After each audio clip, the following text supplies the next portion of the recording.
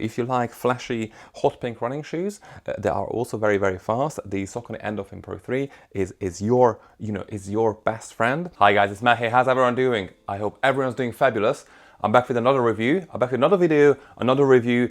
And today I'm going to be talking about the Saucony Endorphin Pro 3, which is the latest addition or iteration of Saucony's super shoe franchise, so to say.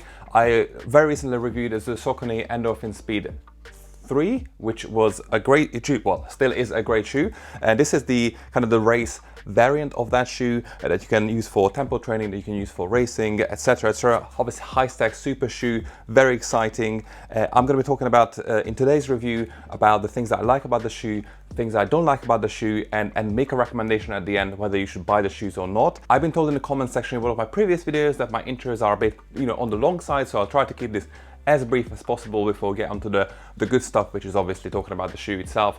So let's get right into it. Let's just quickly run through what are the biggest changes between the Endorphin Pro 2 and the Pro 3, and just to talk about obviously what the shoes are. So the Saucony Endorphin Pro 3 is a super shoe, which means that it has a high stack under the heel and under the forefoot. In the case of the Endorphin Pro 3, this is a 39.9mm under the heel and 31.9mm under the forefoot. So it's barely legal according to the World Athletics limits, which limits the maximum stack height in any shoe that you use for World Athletics racing, 40mm. So it's a 0.1mm below that limit. You got a soft PWRRUNPB foam, of which you got more in the Endorphin Pro 3. Saucony also reworked the upper, which is now better in my opinion, but I'm going to talk about it in just a bit.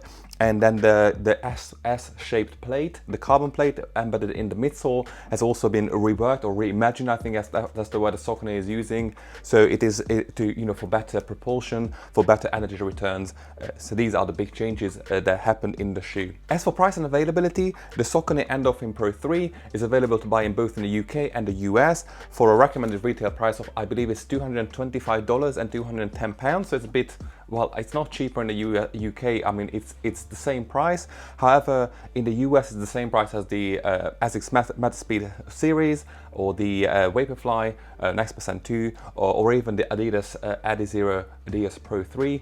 So it's on par with other super shoes in the UK, because Asics and Nike sell their shoes for kind of like the same numerical price. So it's $225 and £225. It is a bit cheaper than those shoes. So in the UK, it's a better value for money to get the Saucony Endorphin Pro 3 than it is in the US, if that makes sense. As for weight, the Endorphin Pro 3 weighs 8 ounces or 227 grams. This is the US size 11 or UK size 10 version of the shoes.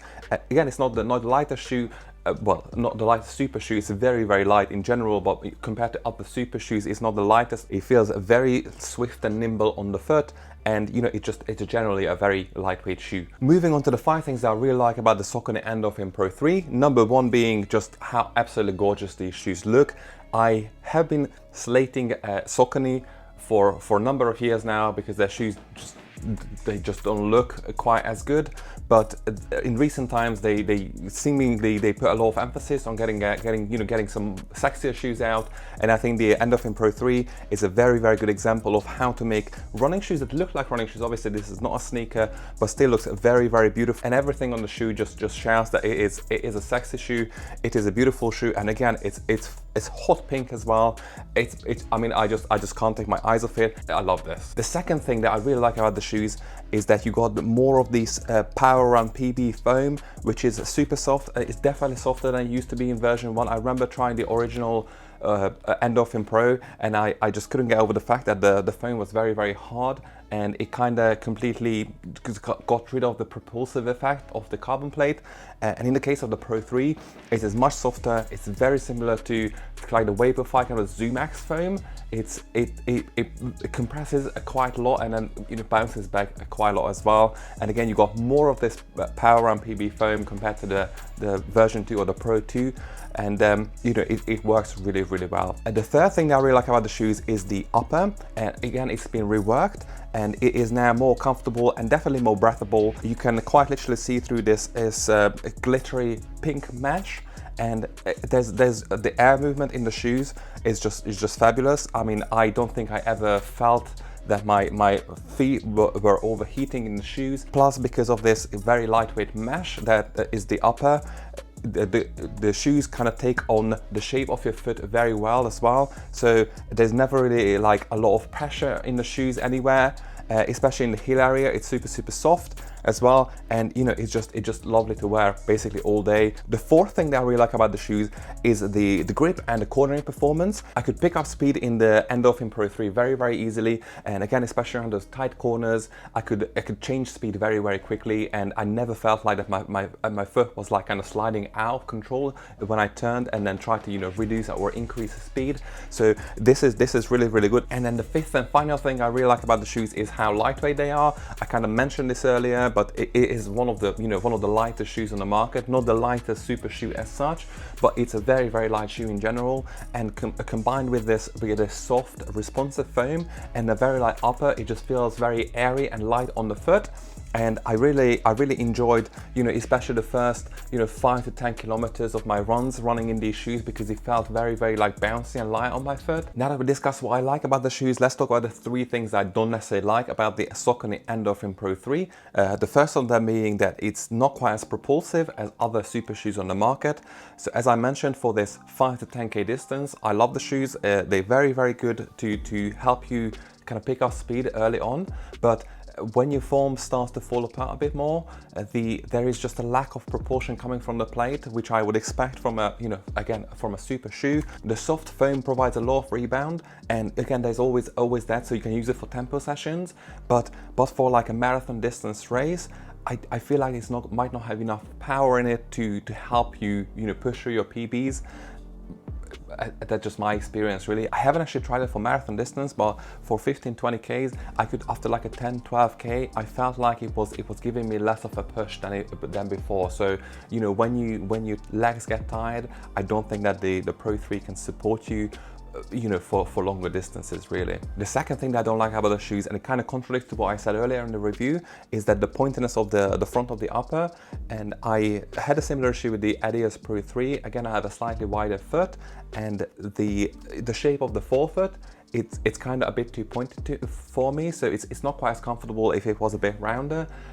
I'm sure that Saucony and every other shoe brand test their shoes with people, and there might be a reason why they're so pointy, but I would appreciate if it was a bit rounder at the front, so, you know, my toes don't feel quite as compressed. And then the third and final thing I don't like about the Saucony Endorphin Pro 3 is actually the heel counter, which is absolutely non-existent, or very soft, which I find a little bit weird, because the shoe is actually, you know, the upper is very comfortable, but I would appreciate a bit more support around, you know, around the heel area. The foam is very soft, so if you land on the soft foam and then you haven't got the ankle strength, the heel counter won't hold your foot in the right position, which again can put a lot of stress on the joints over longer distances. And I'm sure it's fine, you know, if you're a pro athlete or if someone who runs quite a lot.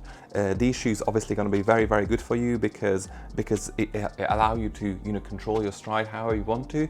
However, I think that a bit more firmness in the heel area would have been better. Should you buy the Saucony Endorphin Pro 3?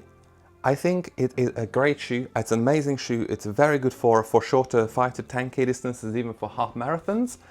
I wouldn't buy these for marathons or marathon racing, because as I said, I don't think that the propulsion and the energy returns are quite as good over long distances. But shorter distances up until half marathons and tempo runs, and, you know, tempo training and fast training, 5K races, 10K races, half marathons, 100% I would recommend buying this shoe, especially if you're in the UK, because it's slightly cheaper than, again, the Vaporfly NEXT 2 or the Asics METASPEED range. So it's a better value for money. And again, you got a very similar experience than how it feels to run the Vaporflies, but you know, a bit cheaper, and again, super pink. So I mean, I can't get over the fact how beautiful these shoes are. So if you like flashy hot pink running shoes that are also very fast, the Saucony Endorphin Pro 3 is your best friend. And I would also recommend the shoes for athletes who are more experienced, so to say, who can control their gait cycle better, who can control their stride a bit better, and they know what they do when they go out for a run. because then the kind of like the lack of support coming from the upper will actually be beneficial for them, because then they can do whatever they want to do with their stride, as opposed to the shoes forcing them to do certain things, really. So there is a very positive thing for pro runners. And for all those reasons, I awarded the Saucony Endorphin Pro 3 85 out of 100 flamingos. That's just the rating system I came up with, because it looks like a flamingo, or a pink lightning, or something else that's very, very pink. So 85 out of 100, as that's my rating. Super shoes, really. So that was it for today, guys. I hope you enjoyed the review. I probably can't say it's an absolute mess here, because I'm moving house very, very soon, so I already started boxing things up. Plus I'm also, you know, I'm traveling quite a lot as well recently, and selling things and buying houses and things, so it's very, very busy, hence why I didn't have any video up for like probably a week at this point, which is a big shame. However, I'm working on another video just now, the the Brooks Glycerin 20, plus I had some headphones delivered. Next week I'm flying to the US with Adidas for a few days, which is very, very exciting. They're launching a new shoe. You didn't hear from me, and hopefully I will get a video up about that experience as well once the embargo lifts, which is hopefully very, very soon. Again, thank you very much for watching, guys. I hope you're gonna have a lovely day, and I shall see you very, very soon. Bye.